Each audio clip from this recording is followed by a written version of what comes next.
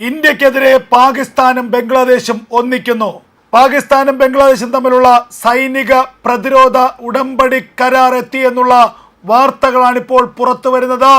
ഇന്ത്യയെ ഒന്നിച്ചാക്രമിക്കാൻ പാകിസ്ഥാനും ബംഗ്ലാദേശും തയ്യാറെടുക്കുന്നു എന്നുള്ള ഏറ്റവും നിർണായകമായ ഇന്റലിജൻസ് റിപ്പോർട്ടുകളാണ് പുറത്തു വരുന്നത്. ഏറ്റവും നിർണായകമായ ഒരു സൈനിക പ്രതിരോധ ഉടമ്പടിയിലേക്ക് പാകിസ്ഥാനും ബംഗ്ലാദേശും നീങ്ങുകയാണ് എന്ന് ഇന്ത്യയുടെ ഇന്റലിജൻസ് വൃത്തങ്ങൾ കണ്ടെത്തുന്നു. കഴിഞ്ഞ ദിവസങ്ങളിൽ ഇത് സംബന്ധിച്ച നിർണായകമായ ചർച്ചകൾ പാകിസ്ഥാനും ബംഗ്ലാദേശിനും ഇടയിൽ ഉണ്ടായിരുന്നു. അത് ഒരു പ്രതിരോധ ഉടമ്പടിയായി, ഒരു പ്രതിരോധ കരാറായി അധികം വൈകാതെ മാറുമെന്നാണ് ലഭിക്കുന്ന സൂചനകൾ. ഈ കരാറിനുള്ളിൽ പാകിസ്ഥാനും ബംഗ്ലാദേശുമായി സംയുക്ത യുദ്ധ ആസൂത്രണം, രഹസ്യാന്വേഷണം പങ്കിടൽ, ആയുധ സഹകരണം, തന്ത്രപരമായ ഏകോപനം എന്നിവ ഉൾപ്പെടുന്നുവെന്നാണ് ലഭിക്കുന്ന വിവരങ്ങൾ. ഈ സംഭവ വികാസങ്ങളെ അതീവ സൂക്ഷ്മമായി വിലയിരുത്തുകയാണ് ഇന്ത്യ. അതായത് പാകിസ്ഥാന് നേരിട്ട് ഇന്ത്യയെ ആക്രമിച്ച് നശിപ്പിക്കാൻ കഴിയില്ല. ഇന്ത്യയെ ഒരു പോറൽ പോലും ഏൽപ്പിക്കാൻ പാകിസ്ഥാന് കഴിയില്ല. അത് ഓപ്പറേഷൻ സിന്ദൂറിലൂടെ നമ്മൾ മനസ്സിലാക്കിയതാണ്. പാകിസ്ഥാൻ ഇന്ത്യയെക്കാൾ അത് മനസ്സിലാക്കിയിരിക്കുന്നു. കാരണം ഓപ്പറേഷൻ സിന്ദൂറിന് പിന്നാലെ, പഹൽഗാം ഭീകരാക്രമണത്തിന് പിന്നാലെ ഇന്ത്യ നടത്തിയ ഓപ്പറേഷൻ സിന്ദൂർ, ആ ഓപ്പറേഷൻ സിന്ദൂറിൽ പാകിസ്ഥാനിലെ 11ഓളം ഭീകര കേന്ദ്രങ്ങൾ താറുമാറായി തകർക്കപ്പെട്ടു. ഇതുകൂടാതെ പാകിസ്ഥാന്റെ 9 വ്യോമസേന കേന്ദ്രങ്ങളാണ് ആക്രമിച്ച് ഇന്ത്യ നശിപ്പിച്ചത്. പാകിസ്ഥാന്റെ വ്യോമസേന താവളങ്ങളുടെ റൺവേ പൂർണ്ണമായും തകർത്തു. ഇന്ത്യയുടെ 2 ബ്രഹ്മോസ് ആണ് പാകിസ്ഥാന്റെ നെഞ്ചകം പിളർത്തിയത്. ഇന്ത്യയുടെ 5 റഫേലുകൾ പാകിസ്ഥാന്റെ തലയ്ക്ക് മുകളിൽ പറന്നെടുത്താണ് പാക് അധീന കാശ്മീരിലെ ജെയ്ഷെ മുഹമ്മദിന്റെയും ഹിസ്ബുൾ മുജാഹിദിന്റെയും ഒക്കെ തീവ്രവാദ ക്യാമ്പുകളെ തകർത്ത് തരിപ്പണമാക്കിയത്. അതിന് പിന്നാലെ പാകിസ്ഥാൻ്റെ ഒരു കാര്യം മനസ്സിലായി. ഇന്ത്യയുടെ വ്യോമ ആക്രമണത്തെയോ, ഇന്ത്യയുടെ വ്യോമസേനയെയോ, ഇന്ത്യയുടെ നാവിക കരുത്തിനെയോ, ഇന്ത്യയുടെ കരസേനയുടെ കരുത്തിന് മുന്നിലോ പിടിച്ചു നിൽക്കാൻ പാകിസ്ഥാന് കഴിയില്ല. പാകിസ്ഥാൻ ചെയ്യാൻ കഴിയുന്ന ഒരു കാര്യം മാത്രമേ ഉള്ളൂ: ഇന്ത്യയിലേക്ക് തീവ്രവാദത്തെ കടത്തിവിടുക, ഇന്ത്യയിൽ ഒളിയാക്രമണം നടത്തുക, ഇന്ത്യയിൽ ഭീകരാക്രമണങ്ങൾ നടത്തുക. ഇത് മാത്രമാണ് പാകിസ്ഥാന് കഴിയുന്നത്. അത് പാകിസ്ഥാൻ ചെങ്കോട്ടയിൽ ഒരു തവണ നടത്തുകയും ചെയ്തു. എന്നാൽ രാജ്യം മുഴുവൻ സ്ഫോടനം നടത്താനുള്ള ഭീകരവാദികളുടെ എല്ലാ ശ്രമങ്ങളെയും ഇന്ത്യ പൂർണ്ണമായും പരാജയപ്പെടുത്തി. അതിനുശേഷം പാകിസ്ഥാനിലെ പല മേഖലകളിലായി വലിയ പൊട്ടിത്തെറികൾ, പ്രത്യേകിച്ച് ഖൈബർ പഷ്തൂങ്ക മേഖലയിൽ അവിടെ താലിബാൻ സേന വലിയ ആക്രമണം നടത്തുന്നു. തെഹ്രിക്ക് താലിബാനും ചേർന്ന് അഫ്ഗാൻ പാകിസ്ഥാൻ അതിർത്തിക്കുള്ളിലേക്ക് കടന്ന് വലിയ ആക്രമണങ്ങളാണ് പാകിസ്ഥാൻ സേനയ്ക്കെതിരെ നടത്തുന്നത്. മറുഭാഗത്ത് ബലൂജ് മേഖലയിൽ ബലൂജ് ലിബറേഷൻ ആർമി പാകിസ്ഥാൻ സേനയെ തുരത്തി ഓടിക്കുന്നു.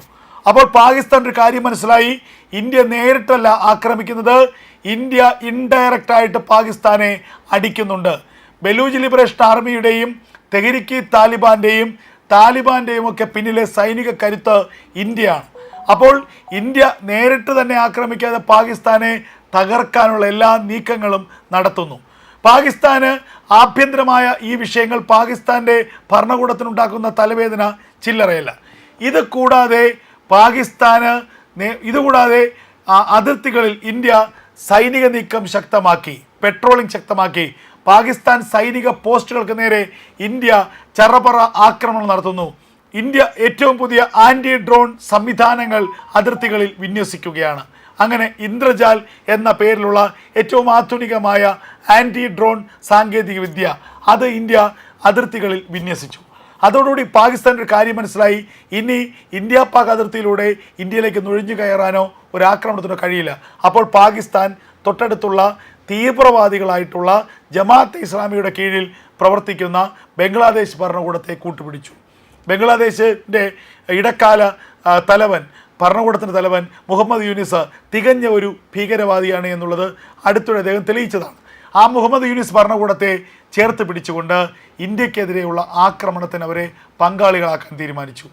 പാകിസ്ഥാനിലെ ജെയ്ഷെ മുഹമ്മദ്, ഹിസ്ബുൾ മുജാഹിദീൻ അടക്കമുള്ള ഭീകര സംഘടനകൾക്ക് ബംഗ്ലാദേശിനുള്ളിൽ അവരുടെ ക്യാമ്പുകൾ സജ്ജീകരിക്കാനുള്ള ചർച്ചകൾ നടത്തി. എന്തിനേറെ പറയുന്നു, പാകിസ്ഥാൻ്റെ ചാരസംഘടനയായ ISIക്ക് ബംഗ്ലാദേശിലെ ധാക്കയിലെ പാകിസ്ഥാൻ ഹൈക്കമ്മീഷണറേറ്റിൽ ആ ഓഫീസിൽ ഒരു ഓഫീസ് തന്നെ അനുവദിച്ചു. നിരവധി ISI ഉദ്യോഗസ്ഥർ അവിടെ സന്നിധരാകുകയും ചെയ്തു, അവിടെ ചാർജ് എടുക്കുകയും ചെയ്തു. ഇതിലൂടെ ഒരു കാര്യം ഇന്ത്യക്ക് മനസ്സിലായി. പാകിസ്ഥാൻ്റെ അടുത്ത നീക്കം ബംഗ്ലാദേശ് ഇന്ത്യ അതിർത്തിയിലൂടെ ഭീകരന്മാരെ ഇന്ത്യയിലേക്ക് കടത്തിവിടുക എന്നുള്ളതാണ്. അങ്ങനെ ഭീകരന്മാർ ഇന്ത്യയിലേക്ക് റിക്രൂട്ട് ചെയ്യാനുള്ള ഒരു ഇടനില ടൂൾ മാത്രമായി ബംഗ്ലാദേശിനെ പാകിസ്ഥാൻ മാറ്റി. അതിനെ ഇന്ത്യ ഗൗരവത്തോടെ കണ്ടു. അതിന് പിന്നാലെയാണ് ഉസ്മാൻ ഹാദി എന്ന് പറയുന്ന ഇന്ത്യക്കെതിരെ വിഘടനവാദം പറയുന്ന, ഇന്ത്യയെ കീറി മുറിക്കണമെന്ന് ആഹ്വാനം ചെയ്ത നേതാവ് കൊല്ലപ്പെടുന്നതും അതിന് പിന്നാലെ ബംഗ്ലാദേശിൽ വലിയ കലാപങ്ങൾ ഉണ്ടാകുന്നതും. അതും ഇന്ത്യ ഗൗരവത്തോടുകൂടി കാണുന്നു. ഇതിനിടയിലാണ് ഇപ്പോൾ ഇന്ത്യയുടെ രഹസ്യാന്വേഷണ വിഭാഗം ഏറ്റവും നിർണായകമായ ചില റിപ്പോർട്ടുകൾ പുറത്തുവിടുന്നത്. പാകിസ്ഥാനും ബംഗ്ലാദേശിനും ഇടയിൽ സൈനിക പ്രതിരോധ കരാറുണ്ടാകുന്നു. ആ സൈനിക പ്രതിരോധ കരാറിൻ്റെ ലക്ഷ്യം ഇന്ത്യയെ സംയുക്തമായി ആക്രമിക്കുക എന്നുള്ളതാണ്. ആക്രമണം ഇന്ത്യയിലേക്ക് ഉണ്ടാവുകയാണെങ്കിൽ ഇരു രാജ്യങ്ങളും സംയുക്തമായി ഇന്ത്യയെ ആക്രമിക്കും. ഇന്ത്യയുടെ രഹസ്യങ്ങൾ പരസ്പരം കൈമാറും. സൈനിക സഹകരണം, ആയുധ സഹകരണം തുടങ്ങിയവ ഇന്ത്യക്കെതിരെ ഇരു രാജ്യങ്ങൾക്കുമിടയിൽ ഉണ്ടാകും. ഇതാണ് ഈ കരാറിൻ്റെ പ്രധാനപ്പെട്ട കാതലായ വശം. ഇന്ത്യ ഇതിനെ വളരെ ഗൗരവത്തോടെ തന്നെ കാണുന്നുണ്ട്.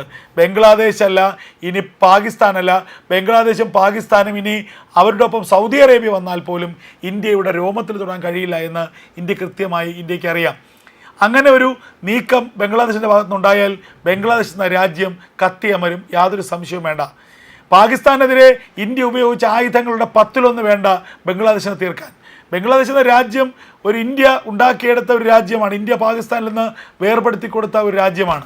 ആ രാജ്യത്തിന് എന്ത് സൈനിക കരുത്തിരിക്കുന്നു, ആ രാജ്യത്തിന് എന്ത് പ്രതിരോധ ശക്തി ഇരിക്കുന്നു എന്നുള്ളത് ഇന്ത്യക്ക് കൃത്യമായി അറിയാം. അരാക്കൻ ആർമി എന്ന് പറയുന്ന ഒരു ആർമി, അത് ഈ പറയുന്ന ബംഗ്ലാദേശ് അതിർത്തിക്കപ്പുറത്തുള്ള മ്യാൻമാറിൻ്റെ ഭാഗത്തുള്ള ഒരു ചെറിയ സൈനിക കൂട്ടമാണ്, ഒരു സായുധ സംഘമാണ്. ആ അരാക്കൻ ആർമി കയറി അടിച്ചപ്പോൾ നിലവിളിച്ചുകൊണ്ട് ഓടിയതാണ് ബംഗ്ലാദേശ് സൈന്യം. അരാക്കൻ ആർമി ബംഗ്ലാദേശിൻ്റെ വലിയ കിലോമീറ്ററുകൾ ഉൾപ്പെടുന്ന ഭാഗം പിടിച്ചടക്കി ഇപ്പോഴും അവരവർ കൈവശപ്പെടുത്തിയിരിക്കുകയാണ്. ആ അരാക്കൻ ആർമിയുടെ പിന്നിലും ഇന്ത്യയാണെന്ന് ബംഗ്ലാദേശ് ആരോപിച്ചിരുന്നു. എന്തായാലും ആ അരാക്കൻ ആർമിയുടെ, അതായത് കേവലം ചെറിയ ചെറിയ തോക്കുകളും വാരിക്കുന്തങ്ങളും ഉള്ള സാധാരണ ഗോത്ര ശൈലിയിലുള്ള ആയുധങ്ങൾ മാത്രം കൈവശമുള്ള ആ അരാക്കൻ ആർമിയുടെ മുന്നിൽ പോലും പിടിച്ചു നിൽക്കാൻ കഴിയാത്ത ബംഗ്ലാദേശാണ് ഇന്ത്യ പോലെ ഏറ്റവും സുസജ്ജമായ ഒരു സൈനിക കരുത്തിനെ വെല്ലുവിളിക്കുന്നത്.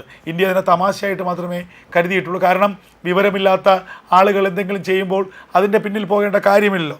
എന്തായാലും ഏറ്റവും നിർണായകമായ ചില വാർത്തകൾ പുറത്തു വരികയാണ്. ബംഗ്ലാദേശ് അതിർത്തിയിലേക്ക് ഇന്ത്യ അതിശക്തമായിട്ടുള്ള സൈനിക വിന്യാസത്തിന് ഒരുങ്ങുന്നു. ബ്രഹ്മോസിനെ തയ്യാറാക്കി വെച്ചിരിക്കുന്നു. റഫേൽ തയ്യാറായി നിൽക്കുന്നു. ഏതെങ്കിലും തരത്തിലുള്ള ഒരു പ്രകോപനം ഇന്ത്യക്കെതിരെ ഉണ്ടായാൽ ബംഗ്ലാദേശിനെ ഇന്ത്യ ആക്രമിച്ചിരിക്കും. ഇന്ത്യയുടെ ഒരു ആക്രമണത്തിൻ്റെ ആവശ്യം പോലും ബംഗ്ലാദേശിനെ തീർക്കാനില്ല. എങ്കിൽ പോലും ഇനിയൊരു ഭീഷണി ബംഗ്ലാദേശിൻ്റെ ഭാഗത്തുനിന്നുണ്ടാകരുത് എന്ന് ഇന്ത്യ കണക്കാക്കുന്നു. അതിനിടയിലാണ് ഏറ്റവും നിർണായകമായ പുതിയ വാർത്തകൾ പുറത്തു വരുന്നത്. ഇന്ത്യയെ ആക്രമിക്കാൻ പാകിസ്ഥാനും ബംഗ്ലാദേശും ഒന്നിക്കുന്നു. പുതിയ സൈനിക പ്രതിരോധ കരാർ ഒപ്പിടാൻ പോകുന്നു. ബംഗ്ലാദേശിലൂടെ ഇന്ത്യയെ ആക്രമിക്കാൻ പാകിസ്ഥാൻ്റെ ചതി.